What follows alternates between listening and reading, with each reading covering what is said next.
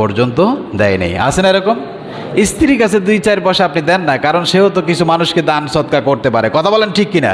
কারণ সে যদি এই যে মাসকে মাস আপনার সংসারে খাটতেছে, এখন তো বিভিন্ন অফিস আদালতে মহিলা চাকরিজীবী আছে না নাই? তাদের বেতন নাই মনে হয়, কি আসেনি? তাহলে তার বেতন যদি থাকে, মাস শেষে একটা বেতন পায়, কিন্তু আপনার বিবি কি পায়? আপনি রাসূল করিম সাল্লাল্লাহু আলাইহি ওয়াসাল্লাম বলছেন, বিবিদেরকে হাদিয়া দাও, যখন বাহির থেকে আসবেন একটা চকলেট নিয়ে আসেন অন্ততপক্ষে। ওই চকলেটটা ছুলে যদি স্ত্রীর মুখের ভিতরে দিয়ে দেন, স্ত্রী যে হাসি দেয়, আল্লাহ রাব্বুল আলামিন বলেন আল্লাহর আরশ পর্যন্ত খুশি হয়ে যান। জোরে বলি সুবহানাল্লাহ। এই জন্য রব্বুল আলামিন বলছেন সামর্থ্য অনুযায়ী খরচ করবেন। আর যাদেরকে আল্লাহ গরিব বানিয়েছেন, কি বানিয়েছেন? তাদেরকে আল্লাহ সচ্ছলতা ফিরিয়ে দিবেন। যদি সুন্নাত তরিকা আল্লাহর হুকুমে বিবাহ শাদী হয়, তাহলে সাহায্য করবেন কে? আর যদি আল্লাহর নাফরমানিতে হয়, তাহলে গজব আছে না নাই? হ্যাঁ, কোরআনুল কারীমে দেখেন আল্লাহ রাব্বুল আলামিন বলছেন মিম্মা আতাহুমুল্লাহ লা ইউকাল্লিফুল্লাহু নাফসান ইল্লা আতাহা সায়াজআলুল্লাহু বা'দা উসরি ইউসরা। ওহে মুমিনেরা শোনো, তোমরা যদি গরিবে হালাতে বিবাহ করো, কি করো? বিবাহ করো। আর যদি কষ্ট সংকীর্ণ মনে থাকো, আমি আল্লাহ পাক ওয়াদা করছি তোমাকে অচিরেই সচ্ছলতা ফিরিয়ে দেব। জোরে বলি সুবহানাল্লাহ। বাদা উসরি ইউসরা, কষ্টের পরেই আমি সচ্ছলতা ফিরিয়ে দেব। এটা কার ওয়াদা? আল্লাহর ওয়াদা। এই ক্ষেত্রে আমরা কি করি? আমরা মানুষ অর্থবিত্ত সম্পদ, দুনিয়ার মেয়ের বাবাও আছে যে ছেলে পয়সাওয়ালা হতে হবে। কথা বলেন ঠিক কিনা?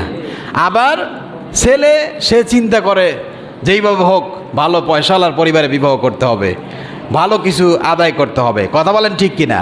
এই যে নিয়তের ভিতরে গরমিল, অথচ রাসূল করিম সাল্লাল্লাহু আলাইহি সাল্লাম হযরতে ফাতিমা রাদিয়াল্লাহু তাআলা আনহাকে বিবাহ দিয়েছেন। বলেন হযরত আলী রাদিয়াল্লাহু তাআলার কত পয়সা ছিল? কত পয়সা ছিল? অথচ রাসূল বলছেন সৎ পত্রস্তে কন্যাদান করো, যদি ছেলের চরিত্র ভালো হয়, আর যদি ইমানদার হয়, মুমিন মুত্তাকি হয়, ইসলামী জীবন ব্যবস্থা যদি করে, আমি আল্লাহ ওয়াদা করেছি তাকে আমি অচিরেই সচ্ছলতা বানিয়ে দেব। জোরে বলে সুবহানাল্লাহ। সচ্ছলতা বলতে আপনারা সচ্ছলতা বলতে বোঝেন গাড়ি বাড়ি অট্টালিকা পাহাড় পর্বত এগুলা নাকি? আল্লাহ রাব্বুল আলামিনের হুকুম আহকাম যদি আপনি পালন করেন, আল্লাহ ওয়াদা করেছেন ফালানুহিয়ান্নাহুম হায়াতান তাইয়্যিবা, আল্লাহ পাক উত্তম জীবন তাকে দান করবেন। জোরে বলি সুবহানাল্লাহ। উত্তম জীবন দান করবেন। আমার বন্ধুগণ, এই জন্য স্ত্রীদেরও অধিকার রয়েছে। যেমন অধিকার আপনার স্ত্রীর প্রতি, তেমন অধিকার স্ত্রীরও আপনার। বলেন এটা কার কথা? আপনার যতটুকু স্ত্রীরও কি? উভয়ের সমান অধিকার। উভয়ের কি অধিকার? সমান অধিকার। কিন্তু মর্যাদার ক্ষেত্রে আল্লাহ একটু পুরুষদেরকে বাড়িয়ে দিয়েছেন। কথা বলেন ঠিক কিনা? কারণ যেহেতু আর রিজালু কাওয়ামুনা আলান নিসা, সমস্ত পুরুষেরা হলো নারীদের পরিচালক। কাদের পরিচালক? নারীদের পরিচালক। আমার বন্ধুগণ, আল্লাহ রাব্বুল আলামিন কোরআনুল কারীম বলছেন, ও দুনিয়ার মুমিন, তোমার যতটুকু অধিকার তোমার স্ত্রীর প্রতি, ততটুকুনো তোমার স্ত্রীরও তোমার প্রতি অধিকার রয়েছে। আল্লাহ পাক কোরআনুল কারীমের 2 নম্বর সূরা বাকারার 228 নম্বর আয়াতে কারিমা যদি আপনি খোলেন, আপনি দেখতে পাবেন আল্লাহ পাক বলেন ওয়ালাহুন্না মিসলুল্লাযী আলাইহিন্না বিল মারুফ ওয়ালিররিজালি আলাইহিন্না দারাজা আল্লাহু আজিজুন হাকীম। আল্লাহ পাক বলছেন ওয়ালাহুন্না মিসলুল্লাযী আলাইহিন্না বিল মারুফ।